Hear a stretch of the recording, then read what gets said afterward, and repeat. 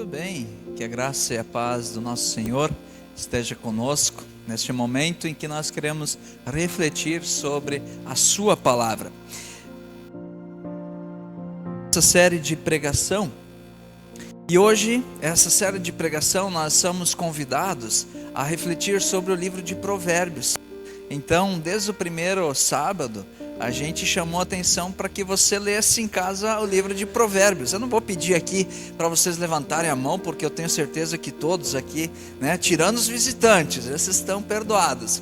Mas esse livro é um livro precioso para nós, pessoas cristãs. O livro de Provérbios nos dá conselhos. Aliás, essa é a tradução do livro de Provérbios. É um livro de conselhos. E a partir do livro de Provérbios surgiu essa inquietação: será que nós estamos sobrevivendo neste mundo ou apenas vivendo? Para quem está chegando hoje, eu quero fazer uma distinção entre essas duas palavras, sobreviver e quem está vivendo. Eu quero trazer dois exemplos de pessoas na Bíblia que em até determinado momento da vida estavam apenas sobrevivendo e depois começaram a viver. O primeiro exemplo, João 4, é a mulher samaritana. A mulher samaritana, o texto bíblico vai dizendo que ela já teve 5 esposos, 5 maridos. E o texto vai se desenrolando, o texto vai indo até o ponto em que ela se encontra com Jesus. E ela ia sempre ao meio-dia buscar água. O texto, dependendo da versão, diz a 6ª hora. Mas ela ia ao meio-dia porque ela tinha vergonha das pessoas, de ser estigmada, de ser ridicularizada, maltratada. Então, ao meio-dia, ela ia sempre buscar água. E um dia, ela encontrou Jesus Cristo, um judeu. Samaritanos e judeus não se davam bem desde lá do Antigo Testamento. E aí a história vai desenrolando e ali ela percebe que até ali ela estava apenas sobrevivendo. E a partir daquele encontro ela começa a viver de fato. Há uma diferença entre estar sobrevivendo e de fato viver. Eu quero que você reflita: será que você, na tua vida pessoal, você está mais sobrevivendo ou vivendo? Outro exemplo de alguém que tentou sobreviver durante um bom tempo, Mateus, o discípulo de Jesus. Mateus era um cobrador de impostos e, pior de tudo, ele era judeu, ou seja, era um traidor e era um homem que estava naquela situação, era o ganha-pão dele. Mateus, então, ele, até o dia em que ele se encontra com Jesus, que Jesus o encontra, melhor dizendo, até ali ele apenas vai sobrevivendo. Jesus o encontra, ele passa a viver. E um outro exemplo que eu quero trazer, e eu estava na dúvida se eu ia falar sobre ele ou não, mas eu tenho certeza que grande parte aqui já assistiu o filme O Náufrago. Alguém aqui já assistiu? O Náufrago, ele foi, o papel principal era Tom Hanks. Então ele vai no fim do ano fazer a última entrega, Ele trabalhava com logística e tudo mais, correspondências, e no caminho o avião cai. E quando o avião caiu, todos a bordo morreram e ele se salvou. As ondas o levaram até uma ilha. E ali na ilha ele vai tentando sobreviver diariamente, buscando alimento e tal. E ele tem um amigo para tentar sobreviver, um amigo imaginário, um pouco físico, mas imaginário, Wilson, Então ele tenta sobreviver até que o dia ele diz: chega para mim, eu vou sair dessa ilha. E aí ele faz uma jangada e ele se lança para tentar viver novamente. Há uma diferença grande entre pessoas que apenas sobrevivem nesse mundo, pessoas que de fato vivem uma vida de fato. Eu quero insistir nesse paradoxo.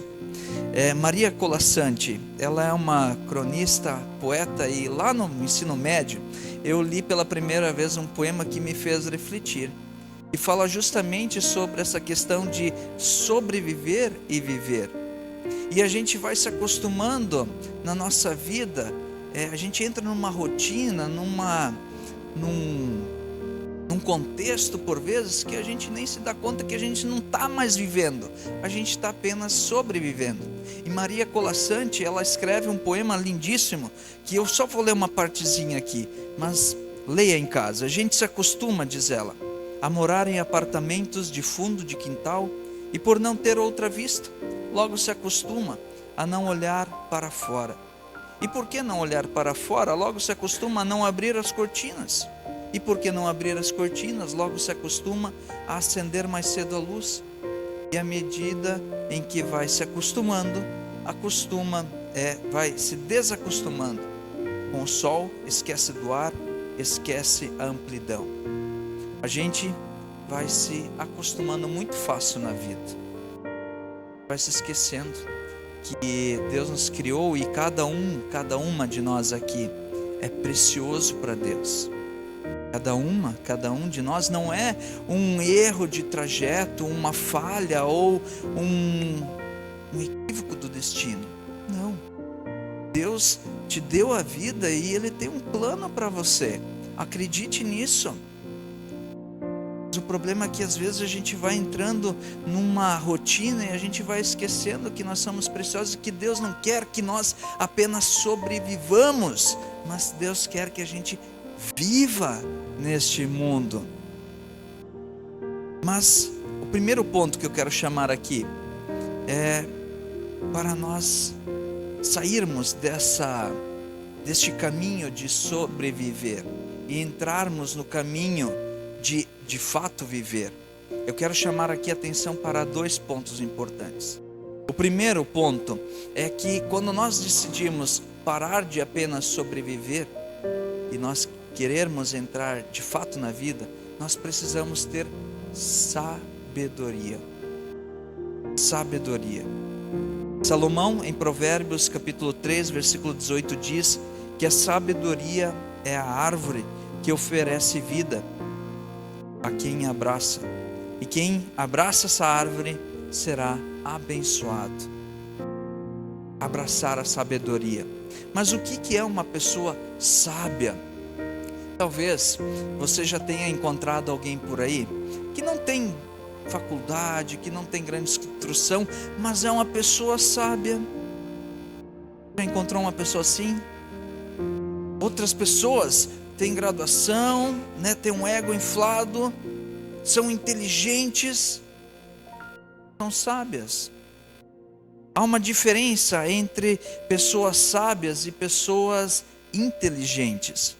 Há uma definição, segundo o dicionário, define-se inteligência como a capacidade de guardar e de repetir dados a partir das informações dos conhecimentos.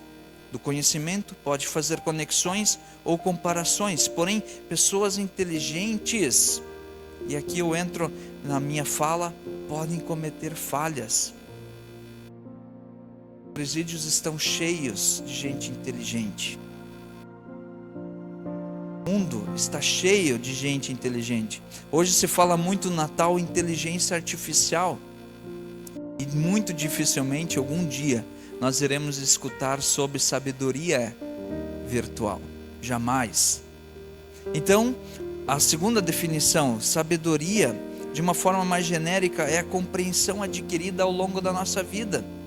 É uma somatória de experiências vividas. Ser sábio também é a capacidade de se comunicar de maneira eficiente, eficaz. Pessoas sábias conseguem ver o mundo que está à volta. São pessoas que usam o conhecimento para o bem. Enquanto que pessoas inteligentes podem usar a sua inteligência para o mal, a sabedoria é aplicada para o bem. Mas será que sabedoria e conhecimento em algum momento se entrelaçam? É claro que se entrelaçam. Deveria ter uma junção entre as duas. Alimentarmos o nosso conhecimento sobre assuntos da vida nos tornam mais sábios. Quando nós usamos sabedoria e conhecimento corretamente, podemos formar ou ter as melhores decisões. Provérbios 3, versículo 18 diz para nós abraçarmos a sabedoria, para nós pararmos de sobreviver e entrar na vida. Nós precisamos de fato ser pessoas mais sábias. E há duas formas de nós adquirirmos sabedoria. Deve haver mais, mas aqui eu quero só citar duas formas. A primeira é nós andarmos com pessoas sábias. Isso faz um bem para o nosso coração, andarmos com pessoas sábias. Jim Rohn é um empresário norte-americano, ele diz que você é a média das 5 pessoas com quem você anda. Você é a média das 5 pessoas com quem você convive. Isso é muito interessante, porque com quem nós convivemos? Quem é o nosso lastro de amizade? Quem as pessoas que nos influenciam? Porque se nós queremos ser sábios, nós devemos observar em qual contexto nós estamos vivendo. Quem entra na nossa casa, o que está tomando conta sobre a nossa forma de pensar e de agir? Os discípulos, ao encontrar Jesus, eles deixaram não apenas as redes para trás. Eles na Bíblia deixaram as redes, eles deixaram para trás. E a partir dali, eles tomaram uma nova direção. Ser sábio é buscar pessoas que sejam sábias. E hoje em dia, a gente vê um mundo que busca cada vez mais pessoas inteligentes. É assim. Não precisa ser sábio, tem que ser inteligente. A escola nos ensina isso. Você tem que ser nota 10. Sabedoria é algo muito mais precioso. E andar com pessoas sábias, o Salmo 1, e eu quero lê-lo aqui na íntegra para vocês, quem tem a sua Bíblia. Ali nós vamos ler: felizes são aqueles que não se deixam levar pelos conselhos dos maus, que não seguem os exemplos dos que não querem saber de Deus, e que não se juntam com os zombadores. Pelo contrário, o prazer está na lei do Senhor, e nessa lei meditam dia e noite. Essas pessoas são como árvore que crescem na beira de um riacho. Elas dão fruto no tempo certo, e as suas folhas não murcham. Assim também tudo que essas pessoas fazem dá certo. O mesmo já não acontece com os maus. Eles são como a palha que o vento leva de um canto para o outro, e no dia do juízo eles serão condenados e ficarão separados dos que obedeceram a Deus. Pois o Senhor dirige e abençoa a vida daqueles que lhes obedecem. Porém o fim dos maus é a morte e a desgraça. Ou seja, pessoas sábias buscam, a partir da palavra de Deus, uma orientação. A gente pode se tornar sábio? Pode, na medida em que nós vamos nos aproximando daquilo que Deus quer de nós.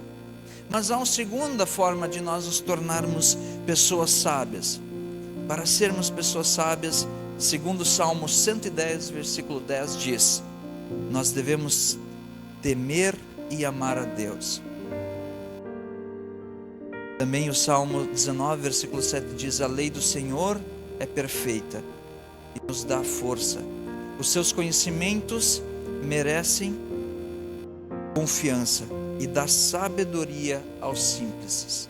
Ou seja, é na medida em que nós tememos a Deus. E temer e amar a Deus não é tremer de medo de Deus, mas temer a Deus significa reverenciá-lo, adorá-lo, seguir o que Ele quer para a nossa vida. Salmo 36, versículo 1, Davi ele escreve que no coração do ímpio não há temor a Deus. Ou seja, no coração daqueles que não são sábios, não há respeito. Porém, portanto, sabedoria e temor a Deus está interligado. Portanto, para que de fato nós vivamos neste mundo, não apenas sobrevivamos, nós deveríamos olhar mais para esses dois pontos. Primeiro, quem nós estamos andando, com quem nós estamos nos relacionando, quem tem impacto sobre a minha vida e a vida da minha família. E segundo, nós deveríamos temer e amar acima de tudo. Temer e amar a Deus. Enquanto que o mundo nos ensina totalmente um outro caminho, a Bíblia nos chama a temer e amar a Deus. 1 Coríntios capítulo 18, versículo 28, um texto, e vou finalizando por aqui, diz: pois a mensagem da cruz é loucura para os que estão perdidos, mas para nós que estamos salvos é poder de Deus. Pois está escrito: destruirei a inteligência e rejeitarei a inteligência. É que Deus rejeita os inteligentes. Não quero aqui fazer uma discriminação aos inteligentes, mas a inteligência pode ser usada para o bem, mas também para o mal. Enquanto que a sabedoria, ela é usada para a edificação pessoal, para a edificação do corpo de Cristo. Enquanto que o mundo despreza aqueles que são sábios, por vezes os sábios se calam, porque o sábio ele não vai bater boca, não vai enfrentar, brigar em público. O sábio ele vai se conter. O sábio vai olhar para as adversidades e vai dizer assim. Enquanto que o mundo muitas vezes despreza os sábios. Inteligentes podem, e aqui no sentido pejorativo, os inteligentes eles fazem toda essa bagunça. Estimados, que a graça de Deus nos acompanhe nessa reflexão, que nós possamos ser sábios a partir da palavra de Deus, a partir do convívio que nós estamos nos relacionando. Amém?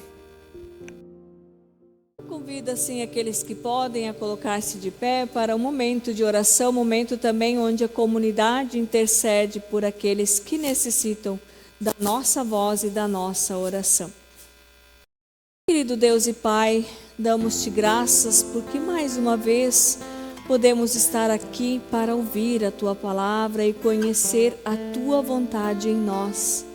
Damos-te graças, Senhor, pelas inúmeras bênçãos que nos concede a cada dia de nossas vidas, incluindo aqui todo o sustento necessário para a nossa vida. Enfim, damos-te graças, Senhor, pelo Teu imenso amor e cuidado com cada um de nós. Contudo, temos razões, Senhor, para pedir-te a Tua atenção. Olha, Senhor, por toda a igreja e também por todos que fazem parte dela, pois todos necessitam da Tua condução, do Teu Santo Espírito, Senhor.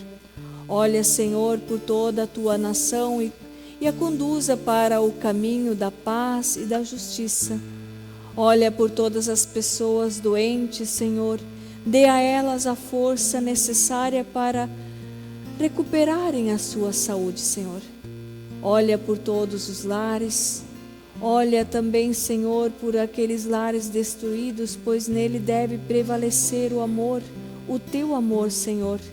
E tudo mais, Senhor, que também queremos colocar diante de Ti. E através da oração que Teu Filho nos ensinou, nós fizemos assim quando juntos dizemos: Pai nosso que estás no céu, santificado seja Teu nome. Venha o Teu reino, seja feita a Tua vontade, assim na terra como no céu. O pão nosso de cada dia nos dá hoje, e perdoa-nos as nossas dívidas, assim como nós também perdoamos aos nossos devedores. E não nos deixes cair em tentação, mas livra-nos do mal, pois Teu é o reino, o poder e a glória para sempre. Amém. E ao sairmos deste culto, desta celebração, queremos também ir sempre sob a bênção do nosso bondoso Deus, Que o Senhor assim te abençoe e te guarde, que o Senhor faça resplandecer o seu rosto sobre ti e tenha a misericórdia de ti. E que o Senhor sobre ti levante o seu rosto e dê a sua paz. Que assim vos abençoe Deus, que é Pai, Filho e Espírito Santo. Amém. Eu desejo assim a todos uma boa semana, um bom domingo também, e que a paz de Deus possa prevalecer em nosso coração e em nossa caminhada.